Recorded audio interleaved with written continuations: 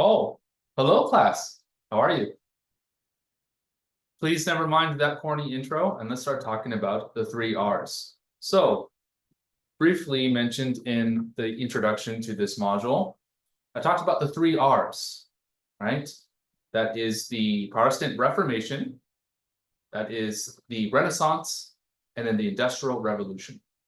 So, how does this connected to books? How are these three big movements that literally shaped Western civilization connected to books? Well, it all comes down to one invention, which is perhaps the most groundbreaking, society-changing invention of all time.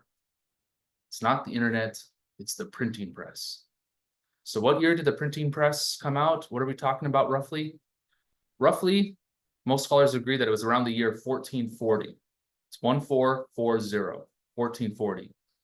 At this time, you have a man named Johannes Gutenberg, and he's working on something that could speed up the time that it takes from one person to write something and to get that content into somebody else's hands, okay?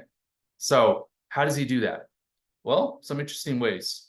He has some mortars which were used to crush grapes. He has this metal typecast, and he has some ideas that the Chinese had actually invented centuries before.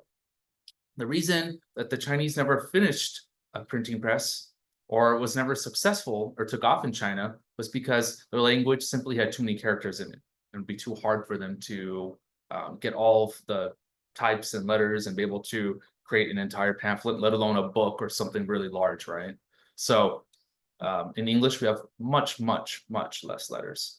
Actually, at the time, I'm sorry, this was in Latin, right? So Johann Gutenberg is working with his new invention, and finally in 1440, he gets it, right? He finds it. He's able to develop this thing called the printing press.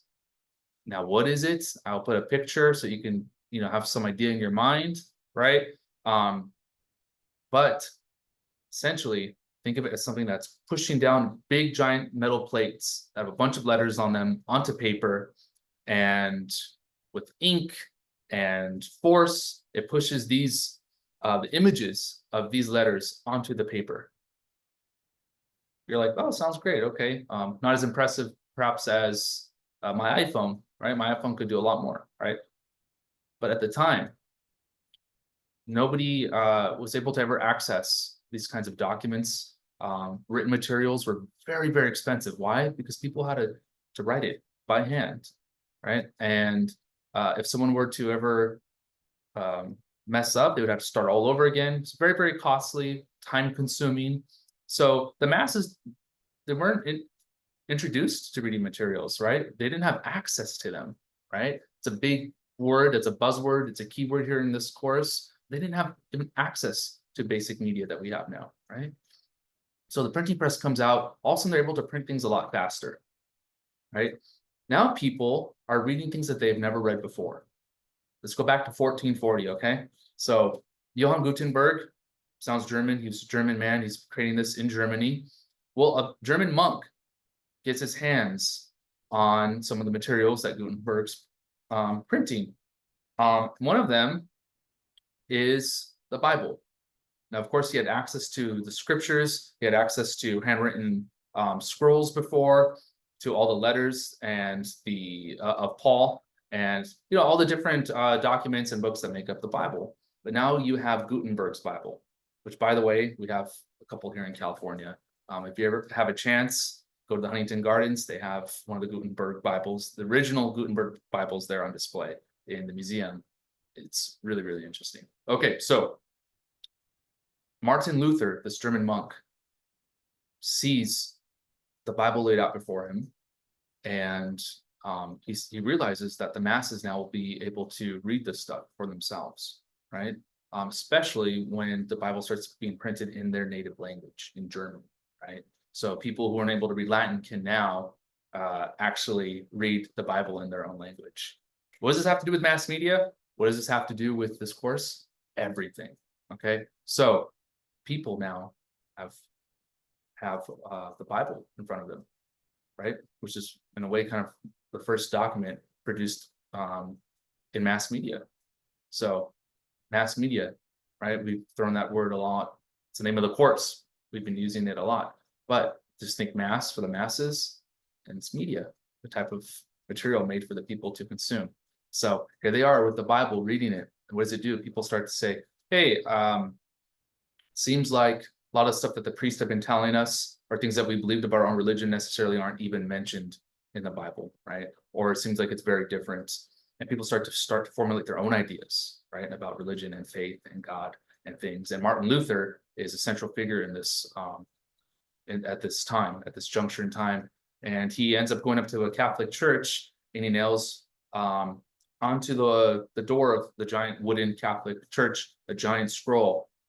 I'm sorry, a giant piece of paper with 95 problems that he has with the Catholic Church, right? It's kind of like the Jay-Z song, 99 Problems. But Martin Luther has 95 problems, okay?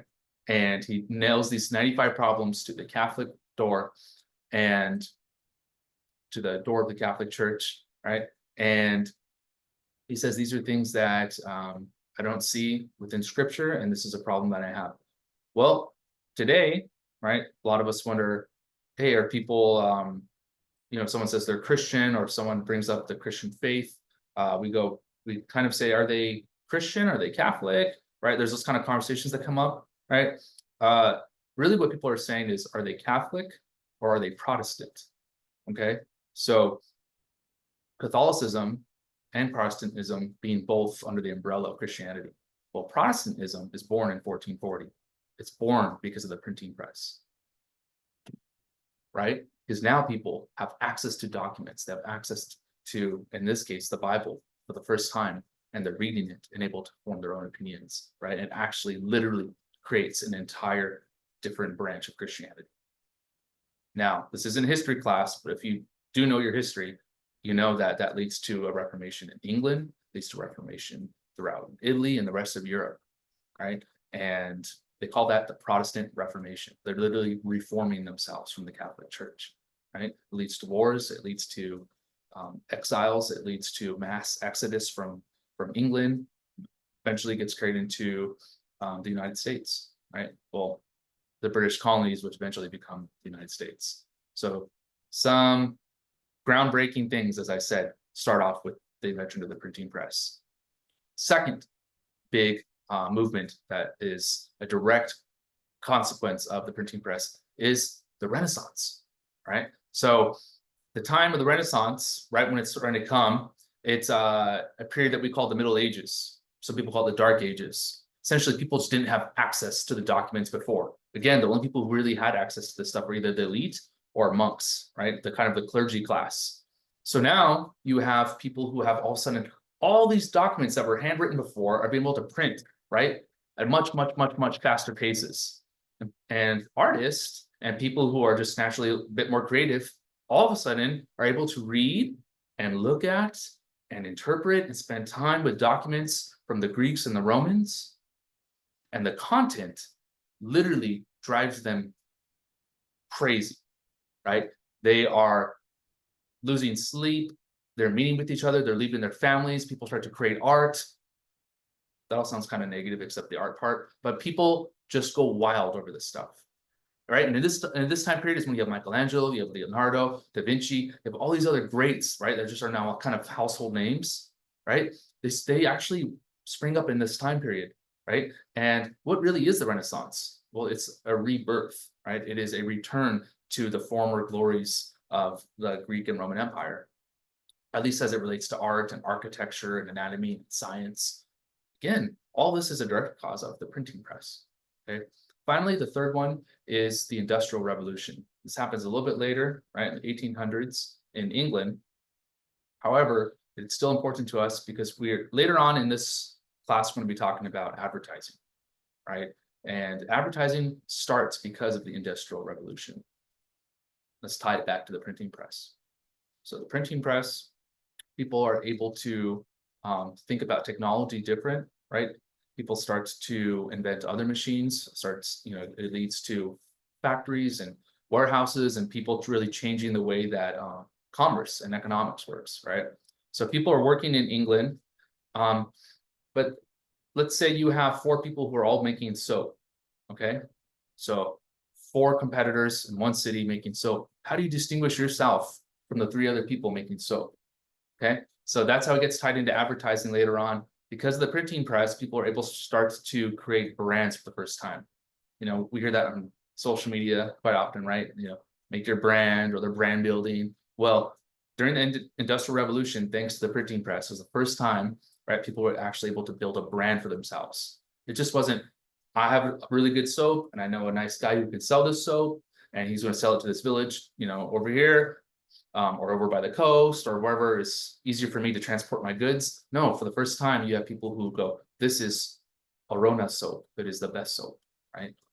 Or Woodbury soap, whatever have you. So with that, let me know what you think.